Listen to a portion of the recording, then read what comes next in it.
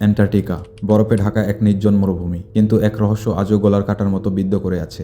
দশকের পর দশক আগে হারিয়ে যাওয়া এক পাইলটের রহস্যময় অন্তর্ধান আর কথিত বরফ কারাগার। 1972 সালে এক ভোরে ফ্লাইট 107 বরফ ঢাকা আকাশে রুটিন টহল দিচ্ছিল। ককপিটে ছিলেন ক্যাপ্টেন রবার্ট হ্যারিসন, কিন্তু শেষ ট্রান্সমিশনে শোনা গেল শুধু something not right, there here. তারপরেই চিরতরে নীরবতা। অফিসিয়াল রিপোর্ট বলল ইঞ্জিল ফেলিওর, কিন্তু ডেটা লগে দেখা গেল ইঞ্জিল একদম ঠিকঠাক ছিল। ব্ল্যাক বক্স হ্যাঁ মিলল, তবে এর ভেতরে গুরুত্বপূর্ণ অংশ গায়েব, যেন কেউ ইচ্ছে করে মুছে দিয়েছে। গ্রাউন্ড ক্রুর কয়েকজন দাবি করলেন শেষবার তারা আকাশে অদ্ভুত আলো আর একাধিক ছায়া দেখেছিল, যা রিপোর্টে কখনো লেখা হয়নি। আর খণ্ড বিখণ্ড ধ্বংসাবশেষ পাওয়া গেল অফিসিয়াল ফ্লাইট পথ থেকে শত শত কিলোমিটার দূরে। তাহলে কি হয়েছিল আসলে? কিছু গবেষক মনে করেন অ্যান্টার্কটিকার বরফের নিচে অজানা কোনো শক্তি, হয়তো গোপন কোনো ঘাঁটি কিংবা আরো ভয়ঙ্কর কিছু, হ্যারিসনকে বরফের নিচে বন্দী করে রেখেছে। প্রশ্ন উঠছে, কেন শুধু একজন পাইলট, আর কারা এর পেছনে? আজও আমরা জানি না ক্যাপ্টেন হ্যারিসন বেঁচে আছেন কিনা, কিংবা তিনি কোথায় বন্দী। হয়তো এই রহস্যের উত্তর লুকানো আছে অ্যান্টার্কটিকার বরফের নিচে, অথবা আমাদের অজানা কোনো শক্তির হাতে। একটা কথা ভাবুন, যদি সত্যি মানুষকে বরফের নিচে বন্দী করে রাখা যায়, তাহলে আগামীকাল এর তালিকায় কার নাম যোগ হবে? ভাবুন ভালো করে। আপনার কি মনে হয়, ক্যাপ্টেন হ্যারিসন এখনো বেঁচে আছেন,